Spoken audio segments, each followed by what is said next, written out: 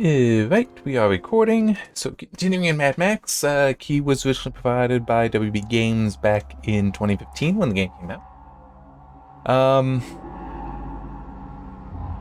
So mainly what I have for notes concerns the news from AMD.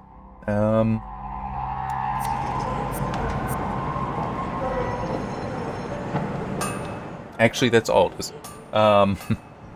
Which, what do I even want? That's what I want to. Crap, I don't think they're marked anymore. They would, thought they would. I'm gonna go and just interact with the thing so I get the mark. Is that it?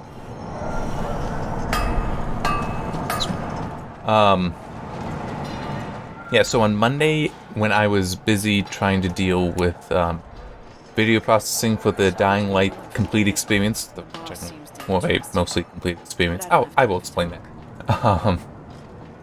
Trying to deal with that stuff, I didn't even realize it was coming. That was gonna happen. Oh wait, no, I did that before I ended. Okay, then no, I'm just good. What do I want to do? I guess I can go to that. Yeah, there's like nothing else aside from, picking those up. Huh. Okay.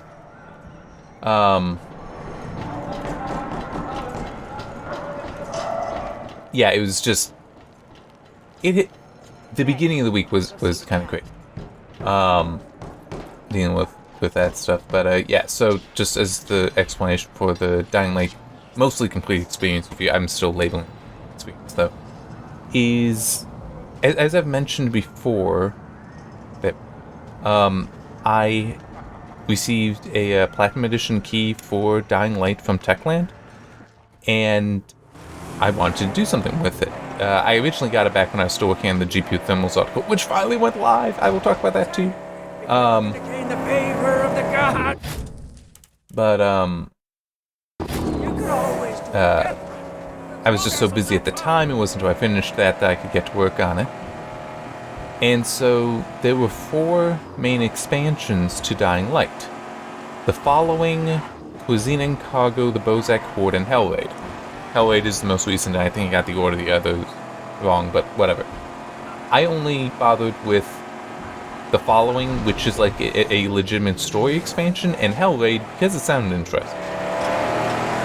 Cuisine and Cargo add just 2 quarantine zones to the base game, and it's like, well, we already have quarantine zones there, so I'm not really worried about, spending time in that one. Because I need to, like tonight, I'm gonna start doing recordings for my Body on Games thing, because while I did record heart rate overlay and gaze tracking overlay for the Dying Light videos, that's not an on schedule, is how I refer to it, release. So I saw the smoke, sorry. I will defend you with my life. And by not being on schedule, that means I'm not going to use it on the schedule. And I do need those. Do need recordings for the schedule. So, I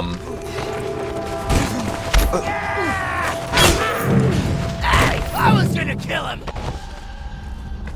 Okay. So, yeah, because I need to do the video soon, that was also part of the reason that I didn't do Cuisine and Cargo. As it says, it's just quarantine zones. I mean, they might be more involved in advanced quarantine zones. So, to be fair, there might be more to it than I'm making it sound like. And then the Bozak Horde, which is a horde mode that I'm also not too terribly interested in, just in general.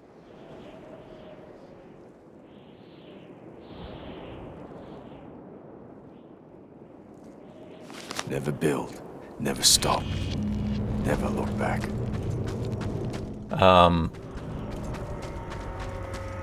But yeah, so I did I replayed the entire base game. Did the following, and then did Hellraid.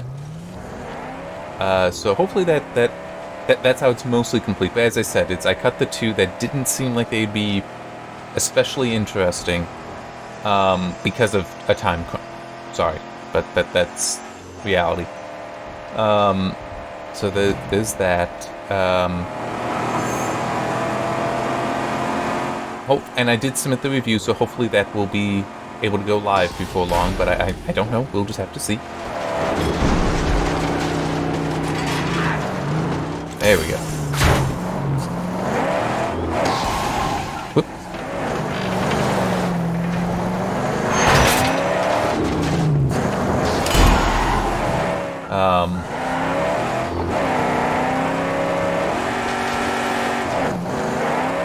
I was really hoping to like swing it to them, but I don't yet know the I don't have the driving down yet for this game. I've been doing a lot of Dying Light, and you do have the buggy driving in that. And also does look like you do get different behaviors based on what you're on. Anyway,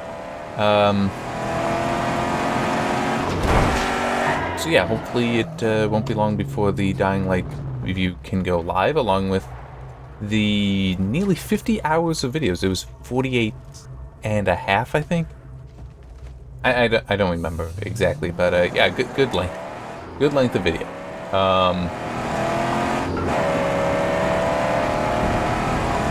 So yeah, that is my excuse for why I missed the AMD announcement stuff.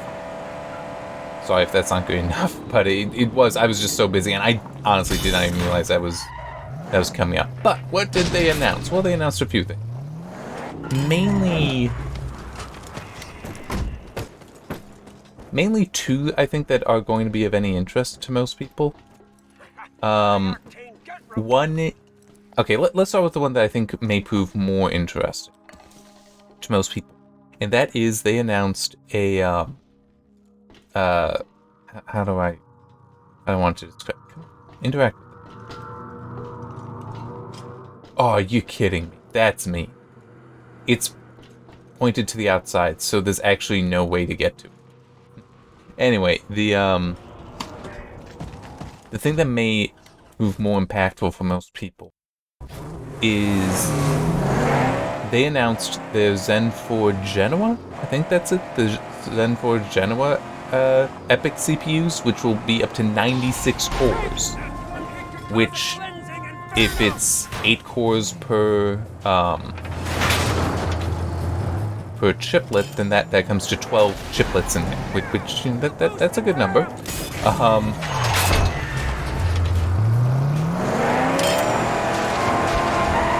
But and that, as I said, is Zen 4. They also, however, announced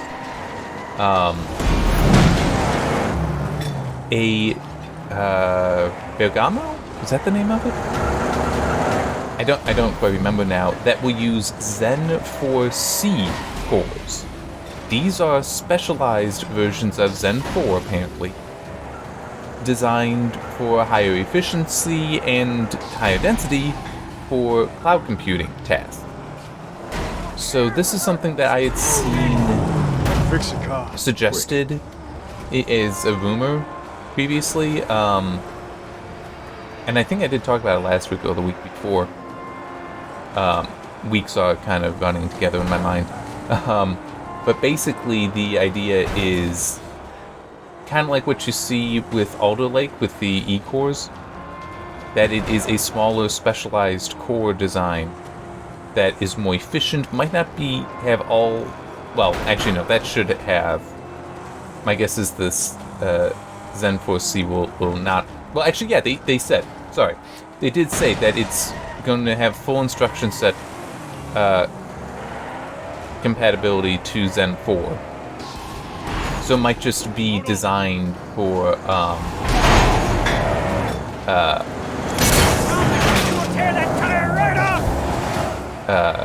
greater density and efficiency, which might mean lower clock speed. But it's 128 cores for the same socket. And they did say it's drop-in, same as the crap, what was it again? Genoa. Which I do hope, I might be remembering that code name wrong. I hope I'm not, but I might be.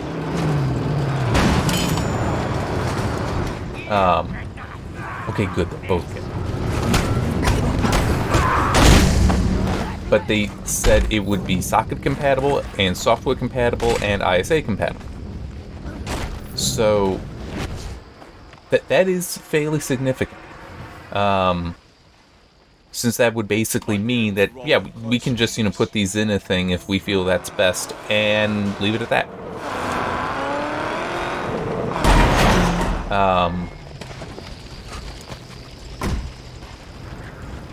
Yeah, so you could then potentially see a consumer design that has these smaller cores that are more efficient. Might not clock as high, but if it gives you more threads, because sometimes, and this I know I talked about, I think last week with all the Alder Lake stuff, sometimes that's what you want. You want more cores. You want more threads. You don't need the clock speed.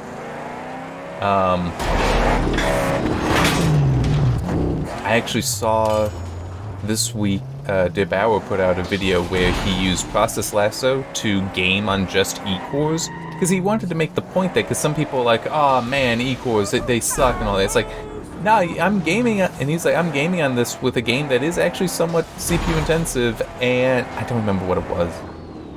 What was it? Horizon Zero Dawn, or was that something else? That might have been from something else. But his point being that it's still playing with an average FPS of 70 on the E-cores. That's still pretty damn good. You shouldn't be complaining about that. And he also made a suggestion of something, and it's like back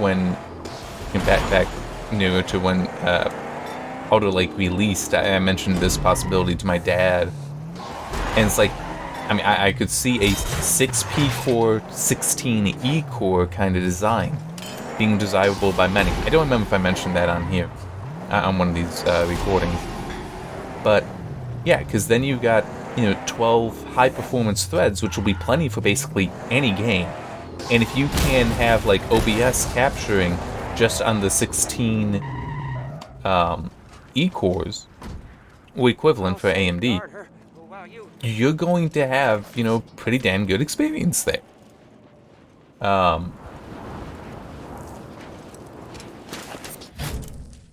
Yep, I have just crossed it. And running back is...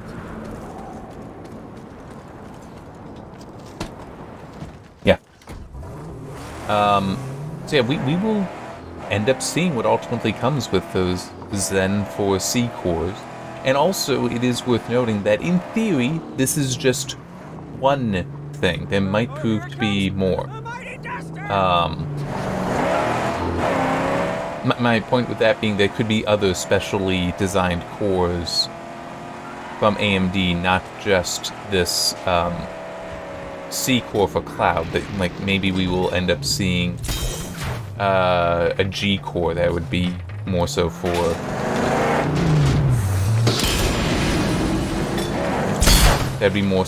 gaming. I don't know.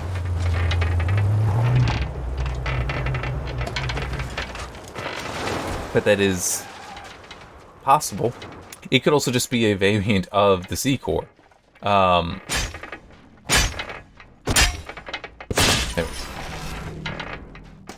Where just certain things are switched off potentially. Which also reminds me of something that is... AMD undoubtedly made the point about the whole it being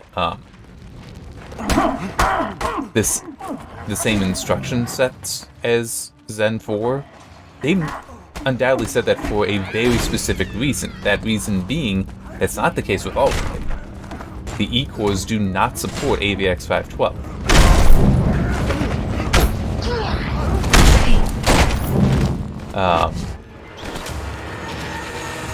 Although apparently some have found that if you disable the E-cores, because originally it had been reported that the P cores would have the AVX 512 lasered off. Well, apparently that's not the case. You can, at least for some, if you disable the E cores and restart,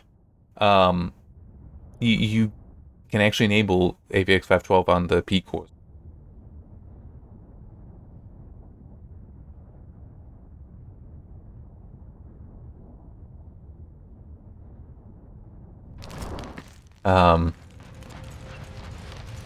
I mean, that may vary with, CPU to CPU, sample to sample, but it is possible.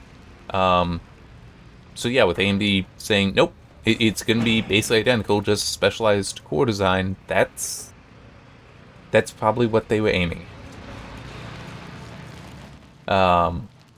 So the other thing that AMD announced was their MI200. So that's an Instinct GPU, and this will be their first that offers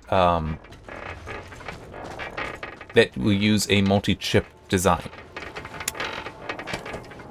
So I'm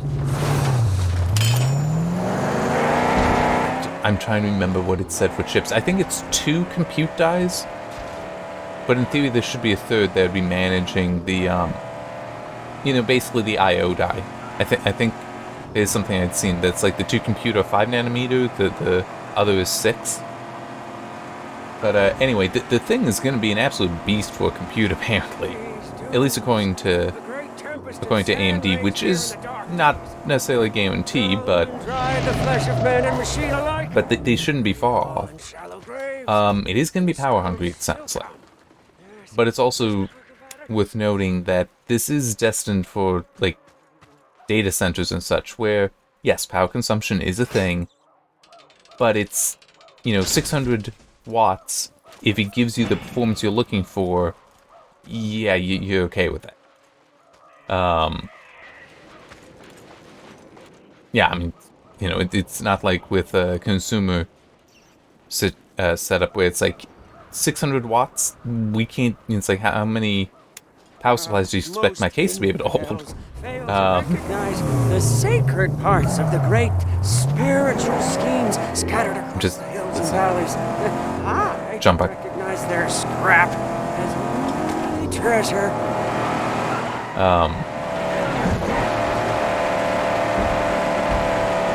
So yeah, potentially then this will be their first. If they do go to a multi-GPU, multi-chiplet design for Flare to get the bearing. the consumer GPUs, though, this will be where they learn how well it'll work, at least in part. I do remember seeing something quite a while ago now that the compute is not typically that latency sensitive, but it is gaming is. So now, true, some of the patents AMD filed for and have been made public do show solutions to reducing latency, but it still is. We'll need to see how it actually goes. But I mean, it was. I have some, but I don't want to look way too much. Yeah, P floating point 64, so that's 64-bit wide instructions doing floating point compute on their matrix accelerators. And this is, by the way, is CDNA2, so that's compute DNA Gen 2. 95.7 teraflops at peak. That's very, very much. Like that really is a lot. Especially for FP64, because that's full double precision level. Isn't FP32 single precision? Or is FP16 considered single precision? Now I don't remember. Can't even drink water.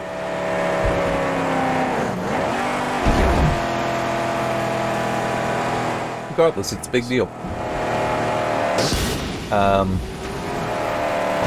We will just have to see if that does, how true that ends up being. And of course that is for the top of the line of the MI200 line, which I think is the 250. No surprise. Leave her here. So part of how they are achieving it is elevated fan-out bridge. What the hell is that? Okay, that I actually feel I can't explain. This is annoying. So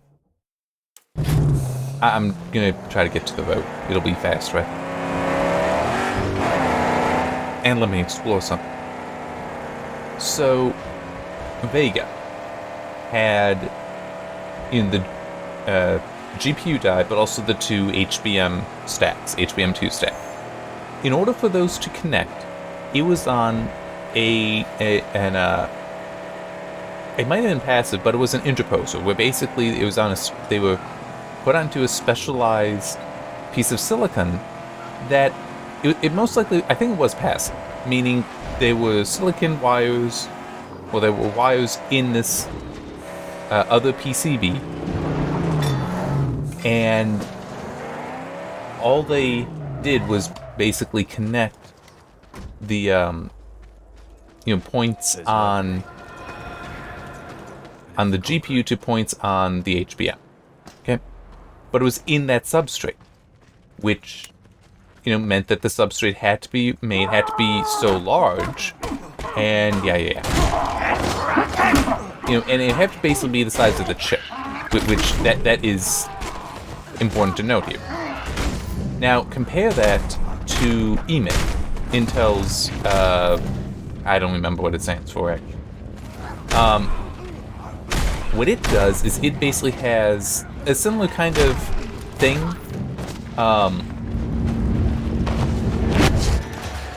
Okay, he's over. But instead of having the connections be the full size of the chip, it's embedded into the substrate. Well, it's a smaller thing and embedded in the substrate. So it can save on space. Hey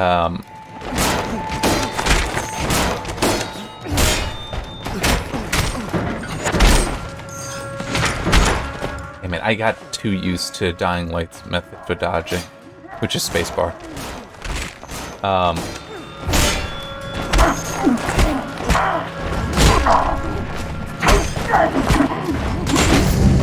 There we go.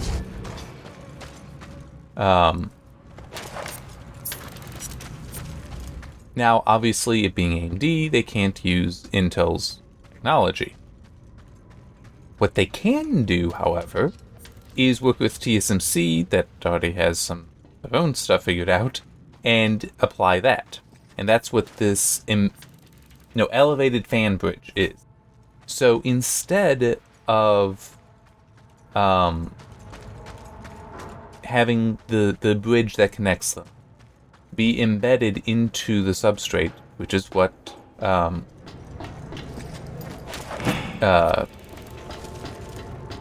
EMIB does, instead it is actually on top of the substrate. Now obviously that's a little bit of a problem, because okay, well, how do you connect the dies together? Well, to the substrate, because like they need to be able to get power and connect to whatever the thing is that you're using, the hardware. Yeah, the hardware. Well, that they build up copper columns to connect them, which this is a technology that I think was already talked about. I'm trying to remember by who. I think it was AMD. That they were talking about doing that. It might have been Intel though. But to be clear, when saying AMD there, it would have been AMD in conjunction with TSMC. Okay? But that's how they're doing it. So the dies are going to be slightly elevated over the substrate, but we'll have the bridge connecting directly between them and have the copper columns to connect to the substrate as they need to. And one thing that I saw mentioned about that, I don't remember who it was though. It may have been Dr. Ian Cuttress on his Tech Potato channel. It might have been someone else though. that it was pointed out that this should be cheaper because you're not having to make a specialty substrate for the for this. And like with EMIB, you're not having to embed the bridge, you're placing it on top. So that should make it cheaper and easier to produce. Wait here. Which is kind of the same thing in many ways. If it's easier to produce, that's cheaper. That also may open it up for additional experimentation and configurations as well.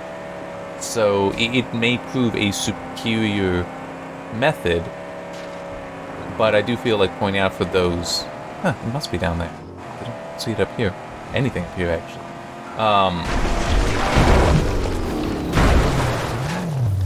It is dependent on that ability to build up the copper columns.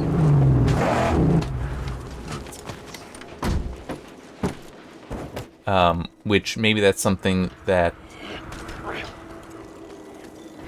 Oh, I think I might know it.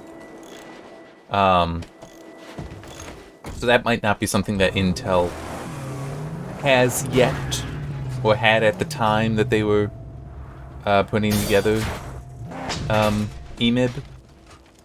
But yeah, it will be interesting to see what comes of that. What else do I have?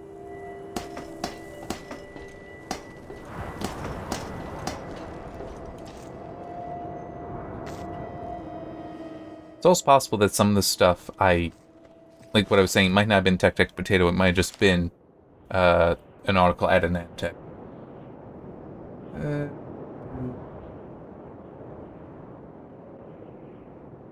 Okay, just seeing here that the MI200 stuff will use graphics compute die, which have 112 CUs on the same substrate and use 4 Infinity Fabric connections between them.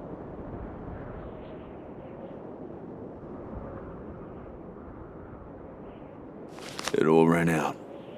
For everyone.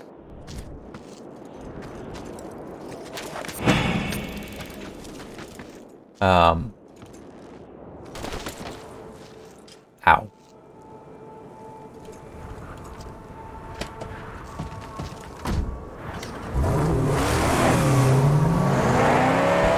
So yeah, it's hard to say exactly how or when this may appear for consumer GPUs, if it does.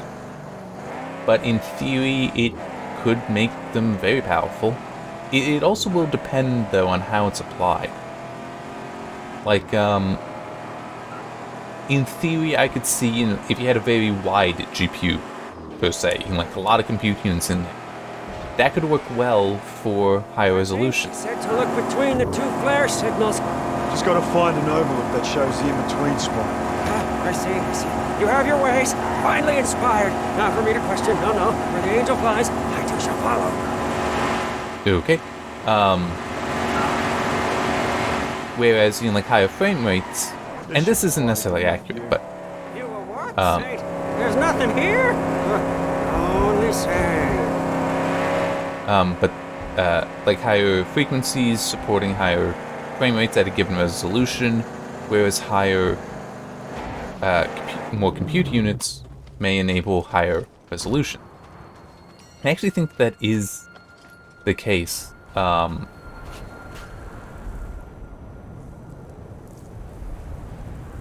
There.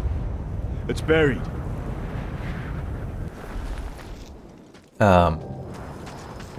Because I want to say that there have been GPUs where just because of how the CUs, the compute units, were occupied, that significantly determined the performance. I know for Vega that was one issue, is that you had them failing to perform as well as they could in many titles because you weren't seeing good occupancy on the compute unit. I've heard of this place before. Winds must have unearthed this too. Which is part of the reason why AMD moved to the work group setup. So just how it tries to fill its compute units, tries to fill its shaders is different and in theory more efficient. But no, I think that that's also why you see like the RTX 30 series can win at like 4K, but lose to AMD GPUs at 1440 and 1080. Big. That's something to do with how the stuff is, how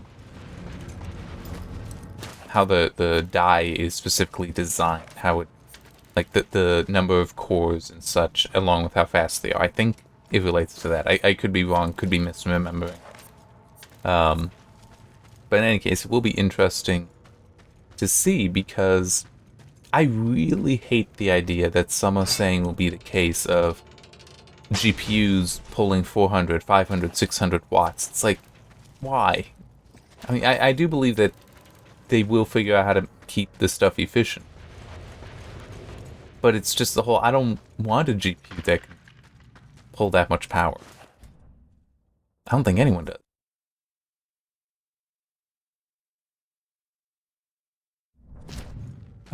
This was set up as an emergency shelter.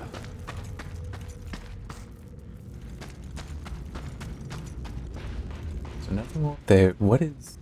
There is something back there, but there's no ability to progress. I have to go down. That's what I wanted to check on before I did.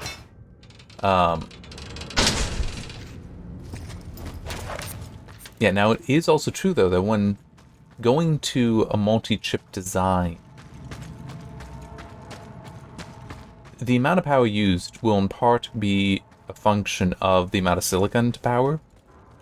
So going to multi-chip design, it's going to be, how much will it actually improve efficiency? I mean, it's going to be a little complicated. But it still is, you know, hopefully AMD, NVIDIA, Intel as well, once they get involved with all this, hopefully it will help. Hopefully it will make a difference. Shield themselves. Or shut someone out. How do I get past this? I think this. Ow. Work.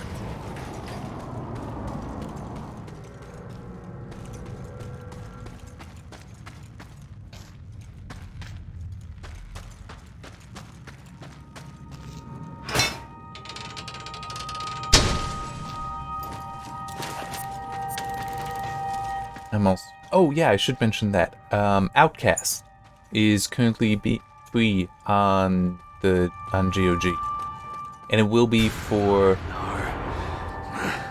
Work. at this point 2 more days, I think. Need to go back. Which I am interested in. That I don't know when I'll get to playing it, but I am interested in it because the new Outcast game that was announced a few weeks ago, I think. Come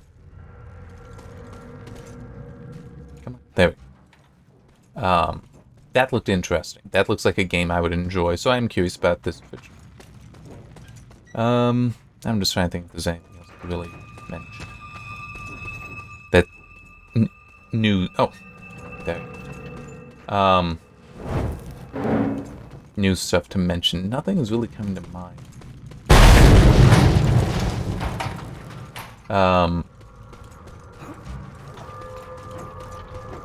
I can talk about the GPU article then. In here. But there is some joy stuff with him. And wow, that's a healthy gust of wind, isn't it? Just like she said. Pallet's ready for pickup. Better head outside.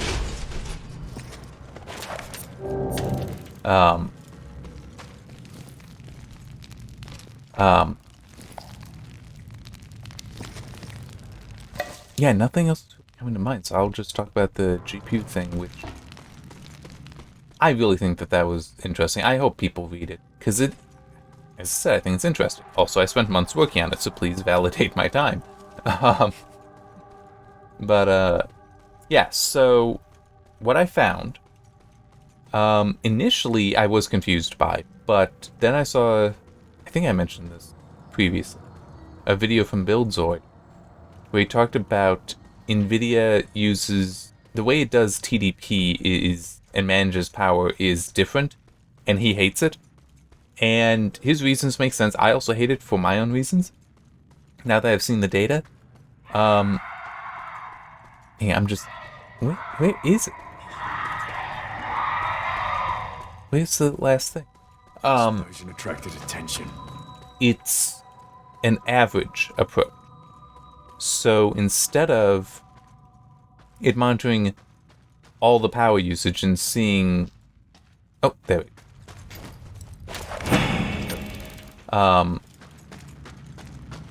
And seeing, oh, this is drawing so much power I need to, or so much current I need to now throttle myself so, it doesn't, burn itself out. Instead of doing that, it does averages. So the transients, the short-term spikes to very high power levels, those go through and it doesn't even notice. Buildzoid was talking about that in a video where he was looking in part at the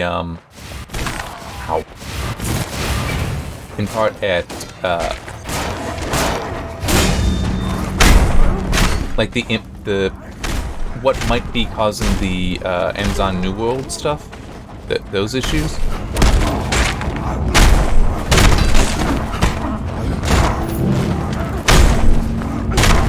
And he was speculating that might be part of what's going on, is that the GPU is just pulling, briefly, so much power that it should be tripping the overcurrent protection, but because NVIDIA does this average thing, it doesn't realize it. It doesn't know.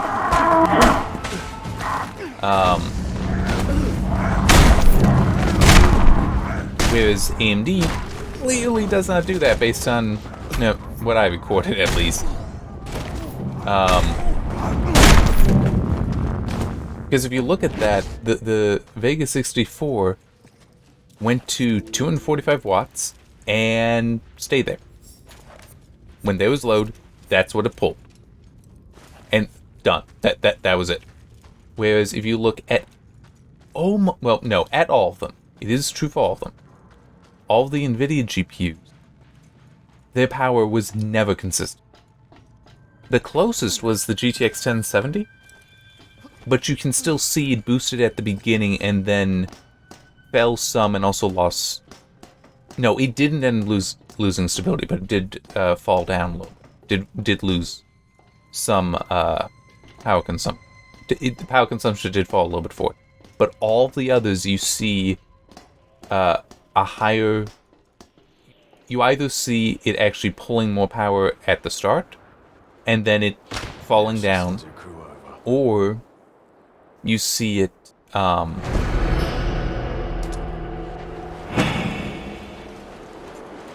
or you see it initially pulling power at a stable level and then losing stability. Safe. I have made her her. And that loss of stability, where the heck is the mission I'm supposed to be going to?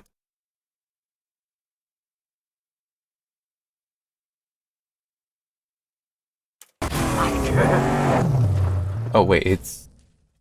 Oh, I need to go into Gastown? I didn't realize. Oh.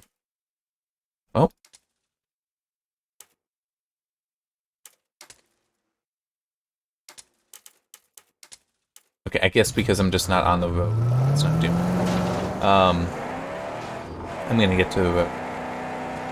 It's a long distance to just off-road.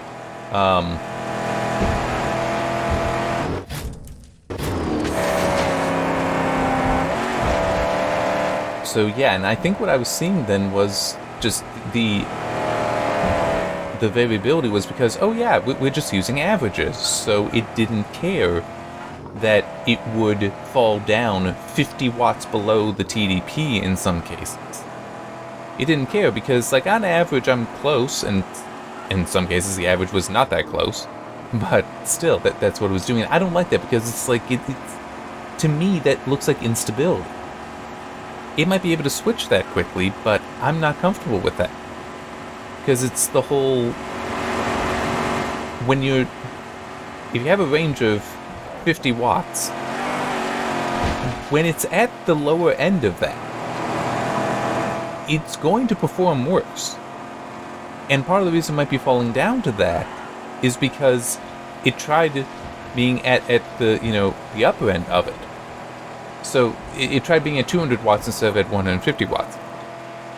Well, if it decided to instead run at, say, 170 watts stably, then it would improve the performance when it was falling down to 150, because it wouldn't be falling down there anymore. And yeah, it would be sacrificing some performance when it was up at 200, but let's also face it, it was not up at 200 very often, so it does seem like a very poor design in my opinion. Whereas AMD, it was like, nah, but with the Vega 64, and I should be clear, because I didn't test on another AMD GPU. I only have the one more, and I didn't feel like having the desktop be so busy, because I can't really use it for the 2 hours that I collect data. And now I have mine partially turned off. I mean, it could be. Yeah, you shouldn't be pulling. Like, it's the back of the tank. It's the tank up there that actually has clean water. But anyway. Yeah, it was only the Vega 64, but it just basically went to its level and stayed there. Very consistent. And that's a good thing. But I also did make the note about how Vega 64 has an official TDP of 295 watts. This was pulling 245. That's 50 watts lower, which true, they were also NVIDIA GPUs that yes, we're only pulling 50 watts below their TDP on average. But it's a bit different when it, like with AMD, it seems like it's just not pulling ever at its TDP. It's pulling significantly less and is happy there. Versus NVIDIA, where it seemed like it thought it should... It tried to pull at its TDP and failed. Because that's... it's not actually managing to reach it and maintain its TDP. That's a problem to me.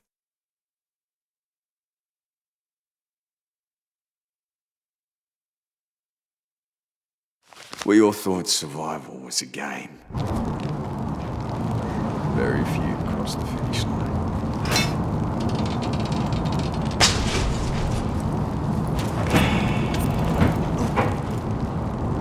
I really feel like there should be some way to do that. Maybe? Nope.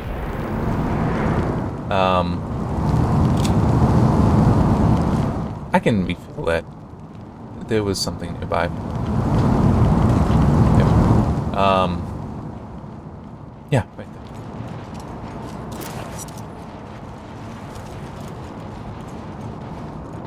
Might as well since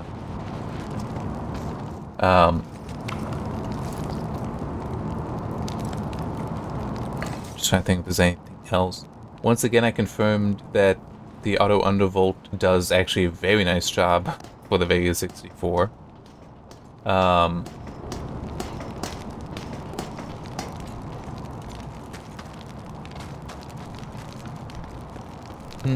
Yeah, not really thinking of anything else. Just, it was fun to do. It was hard work and long work, but it was fun to do all that. And I have no idea when I'll do anything like it, quite like that again. I mean, it's just, it's not like the need really is there. Although, if the next time I get a GPU, I'll probably, do that, but I won't necessarily collect data for the other one, for the current GPU.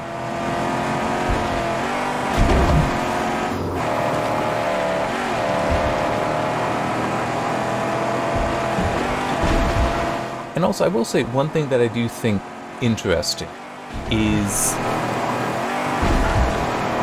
what I found with the NVIDIA GPUs, I don't recall seeing reviews that even when they talk about power consumption, mention that.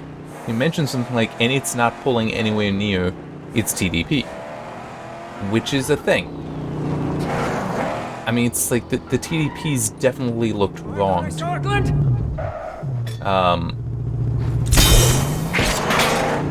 So did the I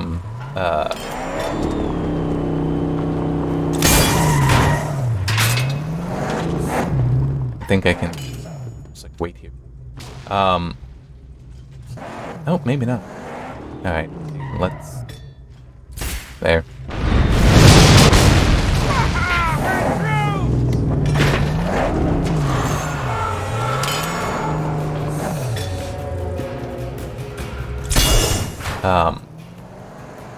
Yeah, the frequencies also, I felt, seemed wrong for the NVIDIA GPUs.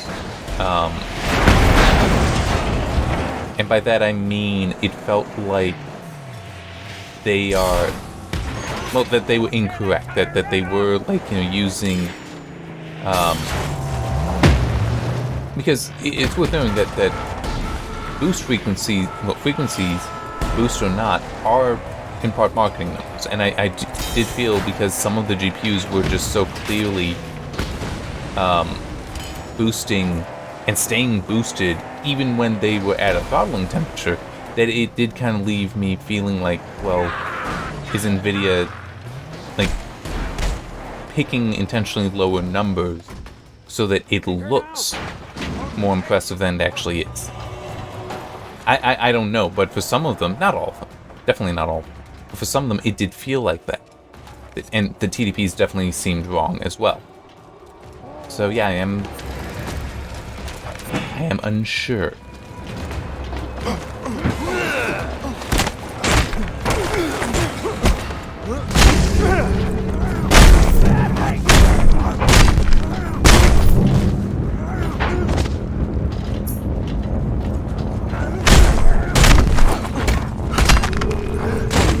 Alright, there. But yeah, I mean, of course, none of what I discovered will matter if nobody watches the, if nobody reads the article. Which, I will admit, I kind of expect that's what's going to happen. That it's not going to be read.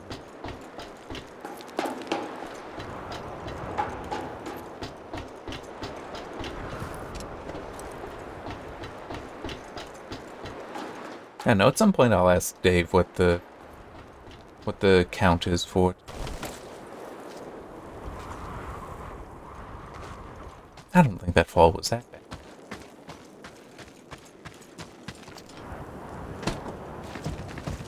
I have more than enough scrap, so I'm not going to worry about that, but I am going to do that.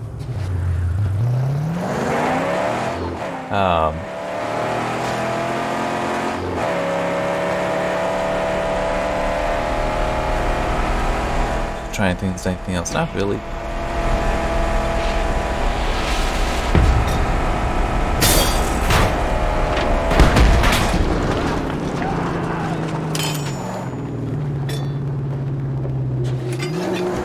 No, I want to get to the thing.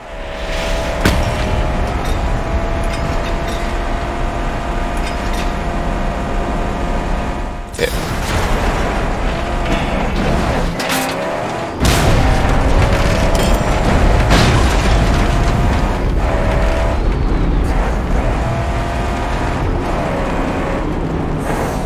Oh, I just remembered one other thing. So, Satisfactory got one change, and it's like, man, I wish that they had put this out with Update 5. I would have started working on this stuff then. They have added a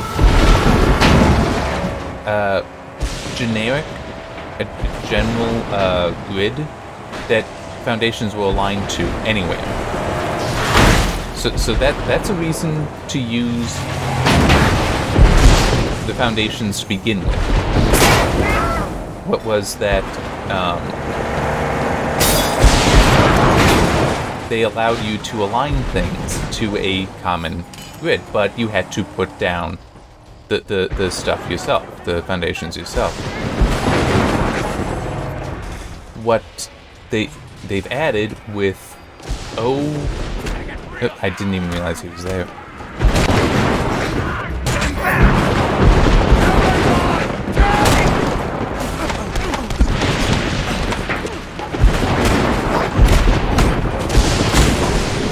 What they added with 0.5.0.0.8? I might have the number .0s wrong. But what they added with that is now just there's a generic grid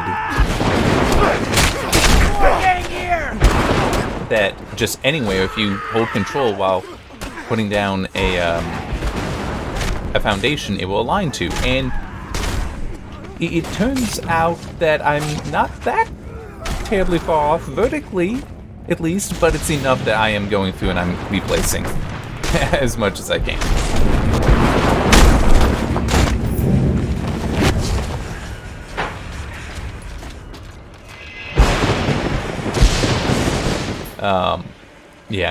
Yeah. I know it's stupid and silly to do that, but it's like, come on, I want these aligned. Plus it'll give me a chance, to go through and redesign some stuff that actually I don't think anything in mine needs it, but it still is something that I can see about doing.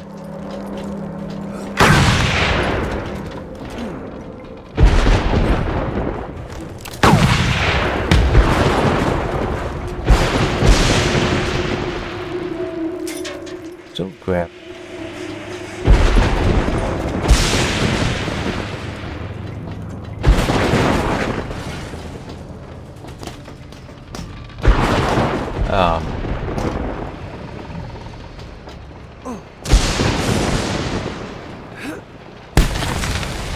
I have no idea if that actually did anything. It did not. It should have. Maybe not much, but it still should have.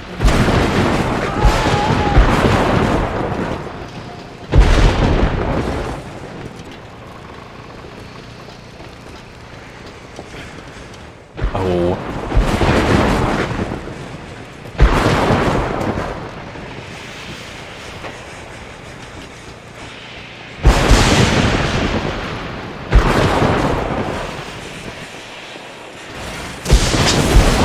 There. Let me do my stuff. Chum, you might be about to hate me. But I don't really care. I'm just gonna destroy these things. Here. Ooh. Okay, don't do that.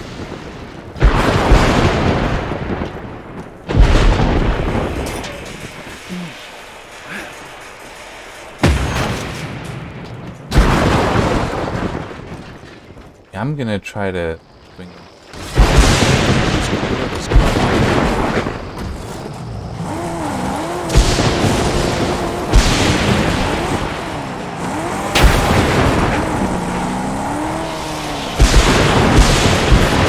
Yeah, so one feature with the new change with Satisfactory is I wish that there were a way to like apply some offsets. So it's like, no, align that grid to what I already have. I am kind of curious though why they finally made that change. Why they finally added that. I mean, it's super useful, but it's like, well, I mean, you didn't have it before. Why now? Like, why did they decide to do it now? That's what I'm curious about.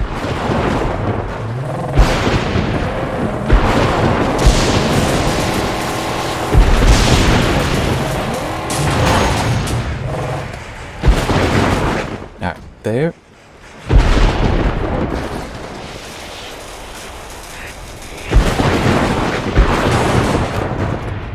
Oh yeah, that's right. And that finished. Finished it.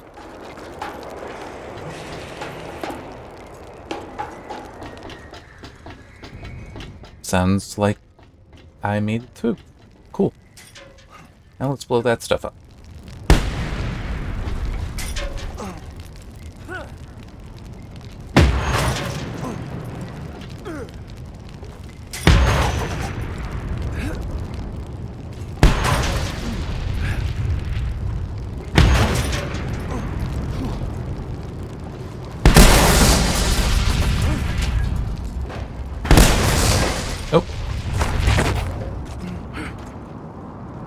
Just get rid of that, I don't need it.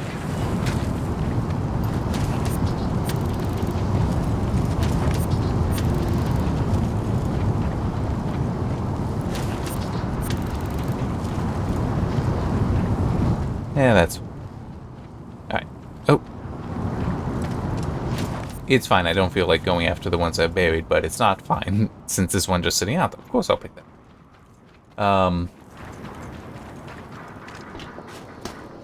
Trying to think if there's anything else.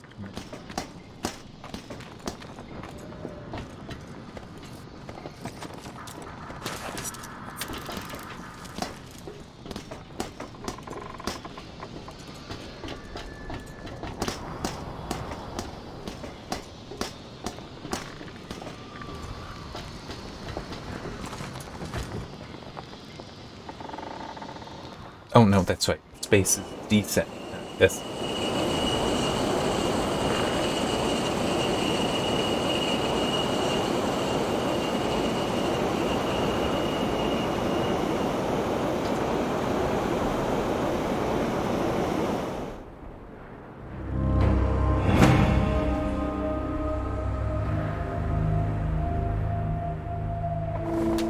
Oh, that's a video.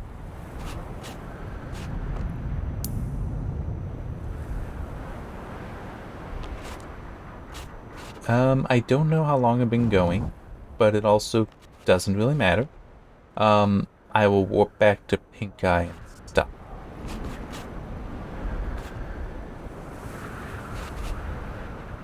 Seems like there's nothing. Oh, there's something. Yeah, I guess because I've already gone through.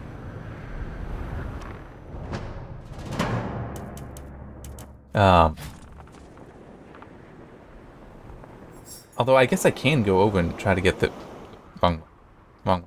I can try to get the those crates.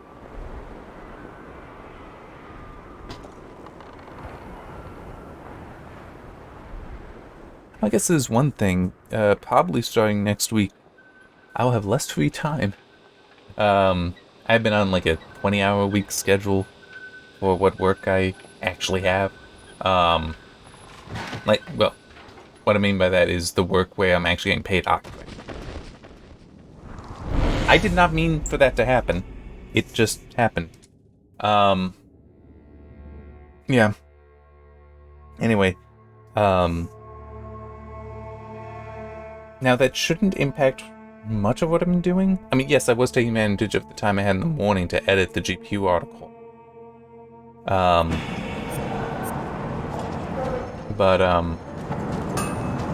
I don't think that, like, this I'm recording early evening, late afternoon.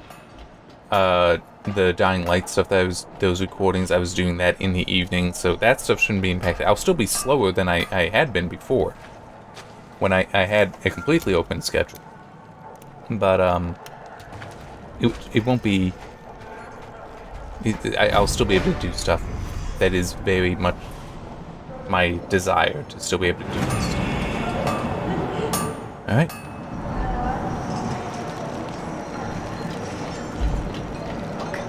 I saw what you've been doing for the camp. And the boss seems to trust you. But I don't have time for talk. Okay. I'm just...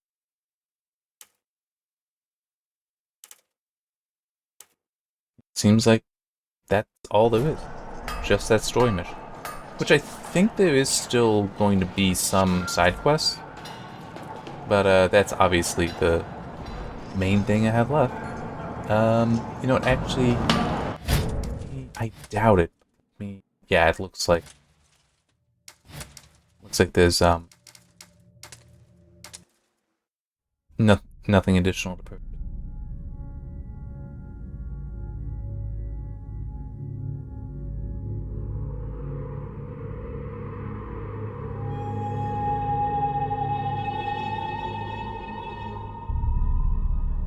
I think this actually might be coming in less than an hour.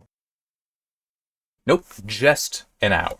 Wow. Okay, well, I'm definitely going to stop now. I will see you next time. I'm at an hour. Let's keep it there. See you next time.